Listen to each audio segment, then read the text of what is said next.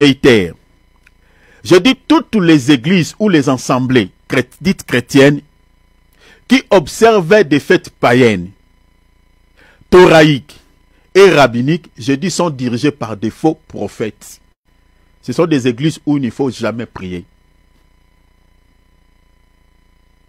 Ce sont des gens qui sont mandatés par l'ennemi. Parce que vous allez voir tout à l'heure les origines de certaines fêtes, mais bien aimé, c'est occulte. Alors, des églises qui observent ces fêtes-là, que ce soit des fêtes thoraïques, que ce soit des fêtes rabbiniques, ce sont des assemblées qui sont dirigées par des faux prophètes, des gens envoyés par l'ennemi. Parce qu'un vrai ministre de Dieu ne peut pas observer toutes ces fêtes païennes et ces fêtes thoraïques, que ce soit des fêtes rabbiniques. Jamais. Un serviteur de Dieu qui connaît la parole de Dieu ne peut pas emballer les enfants de Dieu dans ces choses-là. Parce que vous êtes en train de rendre un culte à l'ennemi. Parce que, retenez déjà, j'aimerais vous dire quelque chose ici. Parce que je n'avais même pas prévu cela. On se laisse guider par le Saint-Esprit. Dans la Bible, la majorité des fêtes, je parle bien de la majorité des fêtes, sont toujours liées à une divinité, sont toujours liées à un culte. Dans la Bible, quand on parle d'une fête, bien qu'il y a des exceptions. Mais la majorité des fêtes sont toujours liées au culte. Vous pouvez lire par exemple Exode chapitre 32. L'Israël, lorsque l'Israël avait célébré pour la première fois une fête dans le désert, c'était pour dédier cette fête-là à l'honneur du veau d'or. Or, vous savez que dans 1 Corinthiens chapitre 10, la Bible dit qu'une idole est un démon. Donc, en réalité, il célébrait une fête à l'honneur de Satan. Est-ce que vous voyez cela? Si vous lisez par exemple Daniel chapitre 5, à partir du verset 1er, le roi Beltsazar avait aussi dédié une fête à l'honneur de qui? À l'honneur de ses dieux. Donc dans la Bible, même, vous pouvez lire, je peux vous fournir beaucoup de passages, même Juge chapitre 13. Donc partout où on parle d'une fête dans la Bible, je dis la majorité, il y a des exceptions. Mais c'est souvent lié au culte, lié aux divinités, aux dieux inconnus. Comme la fête de Noël est là. La majorité des fêtes païennes, la majorité, surtout Noël est là. Mais bien, c'est très dangereux. Un vrai chrétien ne peut pas fêter Noël. Jamais. Jamais. Je vous parlerai des sapins de Noël et des pères Noël là. Les sapins de Noël là que les gens mettent dans leur maison, ils mettent des bling, tout ça, quelques lumières. Bien aimé. C'est pour cela que beaucoup sont morts, beaucoup sont visités par des démons. Les gens, bien aimés, vérifiez d'abord, je vais même parler à Lingala. Vous talera non makamsu, beaucoup tapent en internet, vous bêtez dans Google, tac, faites des Noël, vous talera borgina makamsu skuna. Pour mes bien-aimés francophones, c'est-à-dire, regardez certaines choses, il y a des documents qui se trouvent sur la toile. Lisez, avant de vénérer quelque chose, avant de célébrer quelque chose. Comme les sapins de Noël. Posez-vous la question, pourquoi sapin de Noël? Pourquoi? Mais dans la Bible, je vous montrerai à la lumière des Écritures l'arbre vert. Je vous parlerai de l'arbre vert comme sapin là. Que dans la Bible, c'est l'emblème d'une divinité qu'on appelle Asherah. Je vous donnerai des textes noirs sur blanc. Alors, j'ai établi toute une liste de quelques coutumes et traditions d'origine païenne que l'on retrouve dans certaines églises dites chrétiennes, parmi lesquelles, pour ceux qui, bon, vous n'avez pas besoin de noter, mais j'ai établi une liste. Donc, de quelques coutumes païennes et de quelques traditions païennes que l'on retrouve dans certaines églises dites chrétiennes. Que certaines églises célèbrent ces fêtes-là. Ce sont des fêtes qui n'ont rien à voir avec Dieu. C'est le monde qui a mis ça en place. Et le monde sait pourquoi il a mis ces fêtes en place. Mais vous allez voir que les jours de ces fêtes-là, parce que souvent ce sont des jours fériés, et vous allez voir certaines églises, parce qu'il y a des fêtes qui tombent les dimanches, vous voyez, et certaines églises dites chrétiennes, observent aussi ces fêtes. Et, bien aimé, ça choque, ça fait mal. Premièrement, je parle Journée internationale de la femme, cette fête qui est célébrée le 21 septembre. il y a certains... Journée internationale de la paix, pardon. Journée internationale de la paix. C'est une fête qui est célébrée le 21 septembre. Vous remarquerez, il y a certaines églises, en ce jour, ils vont aussi participer, observer cette fête. Journée de la Terre, c'est une fête qui est célébrée le 22 avril. Journée internationale de l'enfance. Hein? Donc la journée pour célébrer les droits des enfants. Ça, oh mon Dieu. Oh mon Dieu. Si nos enfants en Europe sont gâtés, c'est à cause de ces choses-là. Ah mon Dieu, que Dieu nous aide.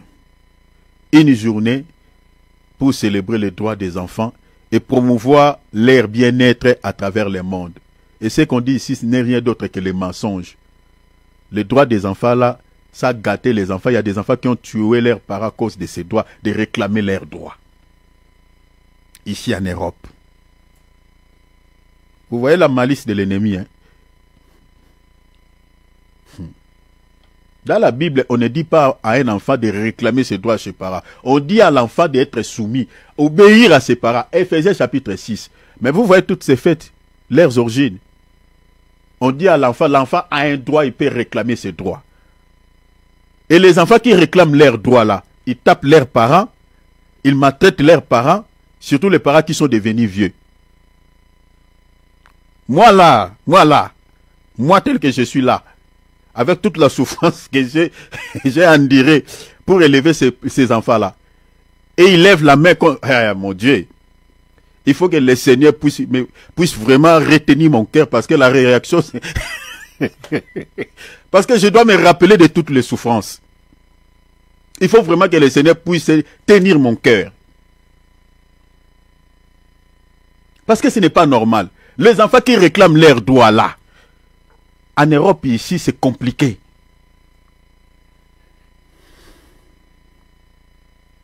Cette fête est célébrée le 20 novembre. Le 20 novembre. Chaque année, le 20 novembre, les enfants... non, pardon. Je parle... voilà, le 20 novembre exactement. Donc, les enfants réclament leurs droits. Vous voyez, chez leurs parents. On parle de célébration pour promouvoir, la protection. Je parle plutôt... une journée plutôt pour célébrer les droits des enfants et promouvoir leur bien-être à travers le monde. Soi-disant. Fête de la musique. Certaines églises aussi profitent de cette journée. Voilà, ils vont organiser des musiques, surtout en Europe ici. My God. Que Dieu nous aide. Que Dieu nous aide. Que Dieu nous aide. Que Dieu nous aide. Ils observent ces journées. Ils vont organiser des concerts. Ils vont inviter des musiciens.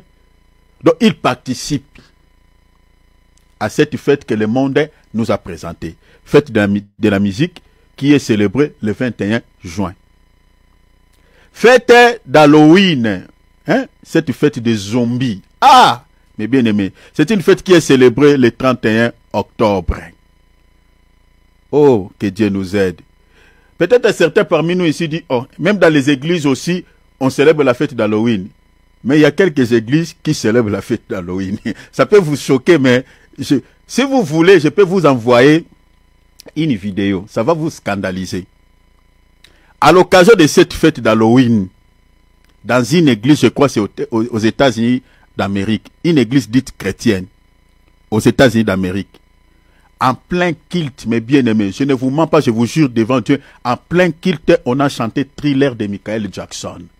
Et il y a des frères et sœurs, les enfants de Dieu, qui se sont déguisés comme des zombies. Mes bien-aimés, ils entrent, mes bien-aimés, au son de cette musique. Je voulais même vous balancer cette vidéo, mais je me suis réservé pour ne pas censurer notre vidéo. Mais tout celui qui veut cette vidéo, je peux vous envoyer les liens. En plein culte, je ne vous mens pas, je vous jure devant Dieu, en plein culte, à l'occasion de fêtes d'Halloween.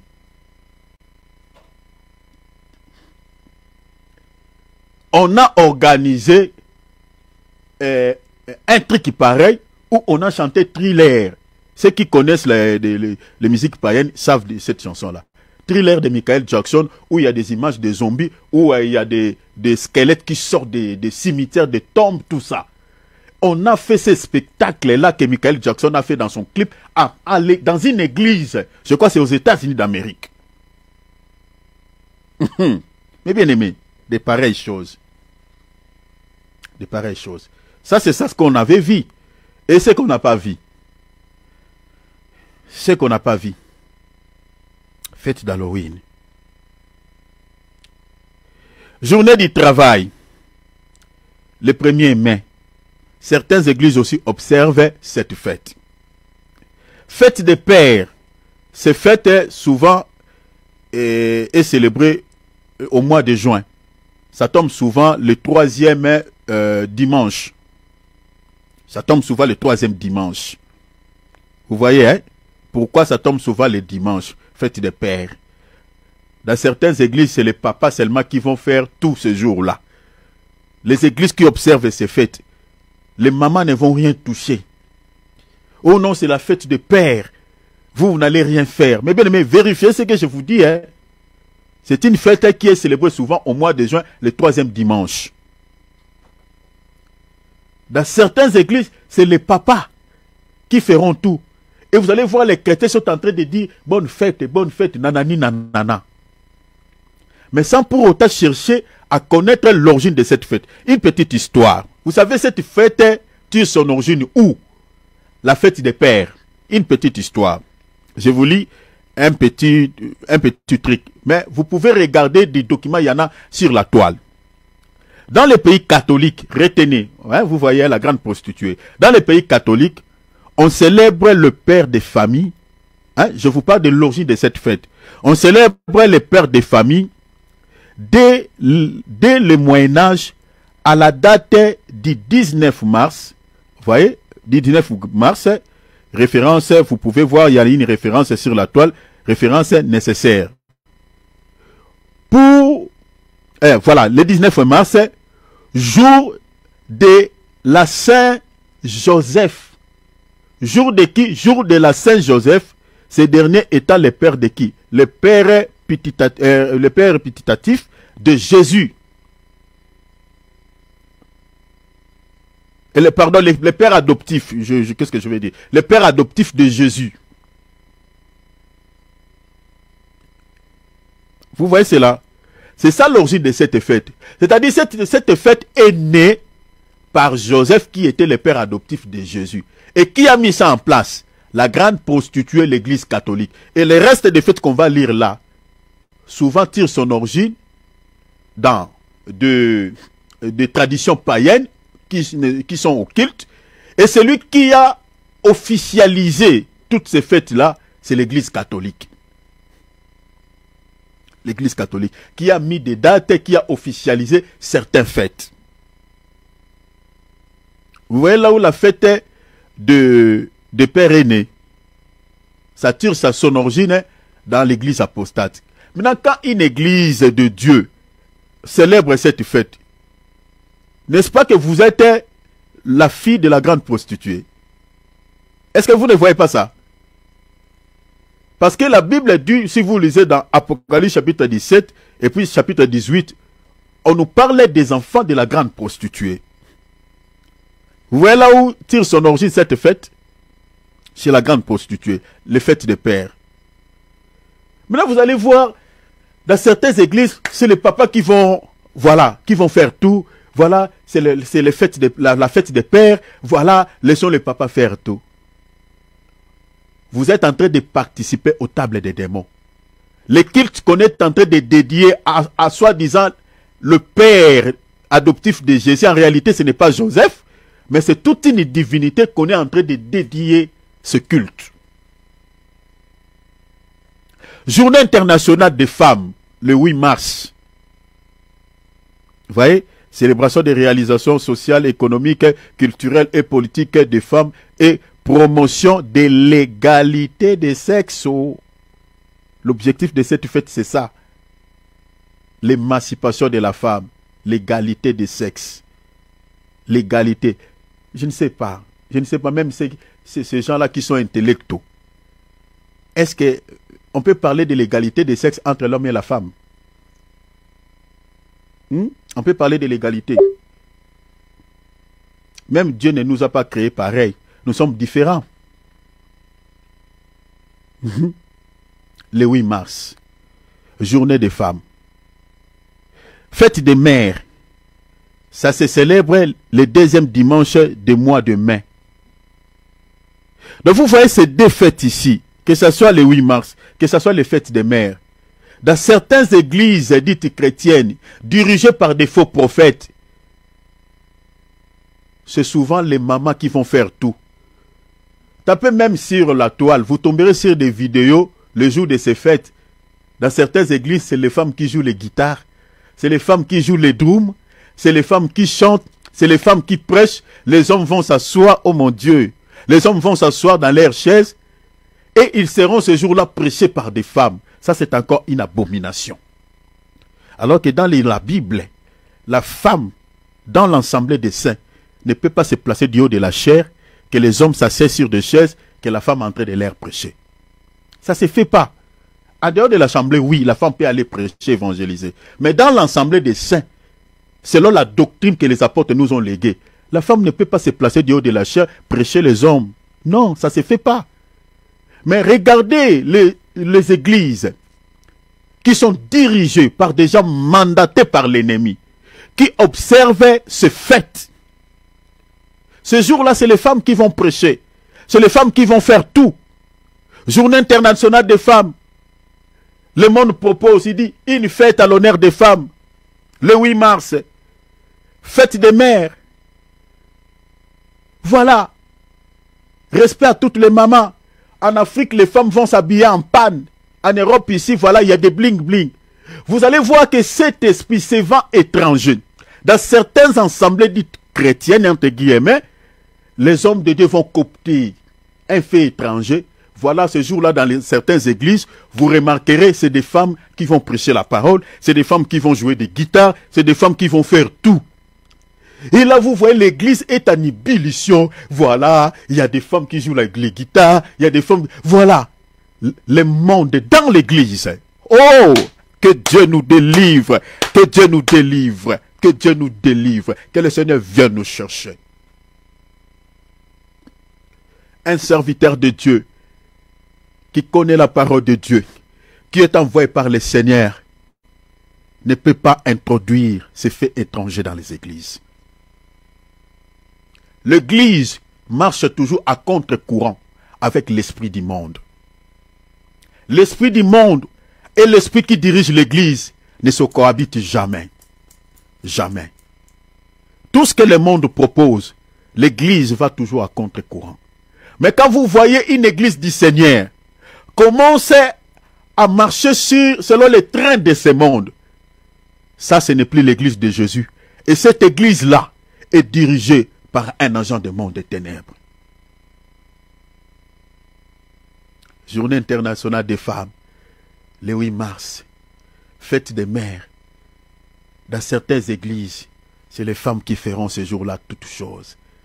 Et vous voyez l'homme de Dieu, ça, il est assis sur son fauteuil en cuir, et là, il est en train de rire.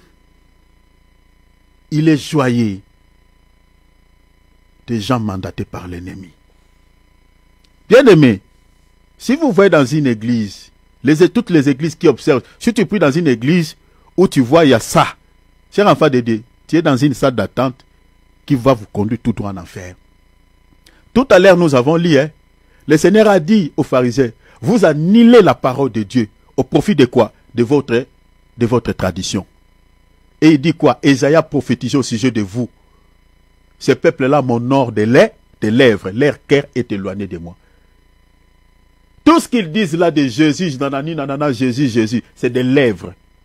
Au fond, Dieu sait que le cœur de ce peuple-là, le cœur de ces serviteurs-là n'est pas avec moi. Parce qu'ils vénèrent, ils introduisent le fait étranger dans l'église. Fête des mères, journée internationale de la femme, même dans l'église.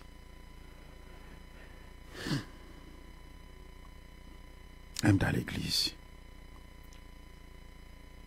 C'est horrible. Je vais vous parler un peu une petite histoire de l'origine des fêtes des mères. j'avais pensé de vous parler les origines de toutes les fêtes. Vous allez voir que c'est obscur. Rien à voir avec les divins. Mais je veux vous parler seulement l'origine de quelques fêtes. J'ai trié pour ne pas faire une longue vidéo. Mais regardez l'origine des fêtes des mères, hein? Les fêtes des mères là. Regardez son origine. Je vous lis un document. Les premières traces des célébrations à l'honneur des mères. On dit les premières traces des célébrations à l'honneur des mères sont présentes dans la Grèce, hein, la Grèce antique. Lors des cérémonies printanières à l'honneur de Rhea. Qui est Rhea? Rhea ou Cybèle. Qui est Rhea? Une divinité païenne, un dieu inconnu. Vous voyez l'origine des fêtes des mères. Je reprends avant de continuer. Les premières traces de cette fête, des célébrations à l'honneur des mères, sont présentes dans la Grèce antique lors des cérémonies printanières à l'honneur de Rhea ou Cybèle, la mère de Dieu, Dieu au pluriel, la mère de Dieu et notamment celle de Zeus. Ce culte est célébré aux idoles, aux divinités ou aux idoles de Mars dans toute l'Asie mineure. De fêtes religieuses romaines célèbrent les matrones le 1er mars lors de matronalia. Vous voyez, c'est ce genre de choses. Matronalia ou matronale, entre parenthèses, et Cybèle lors de Hilaria. Toutes ces célébrations ont lié au printemps, mois de la fertilité. Ce que vous allez retenir ici, que cette fête tire son origine des ténèbres, du monde des ténèbres, de l'obscurité, la fête des mères. Ça tire son origine, comme on vient de lire dans ces documents, à la Grèce antique. On dédiait cette fête de mère à ce dieu qu'on appelle la mère de Dieu qui s'appelait Rhea ou Cybèle.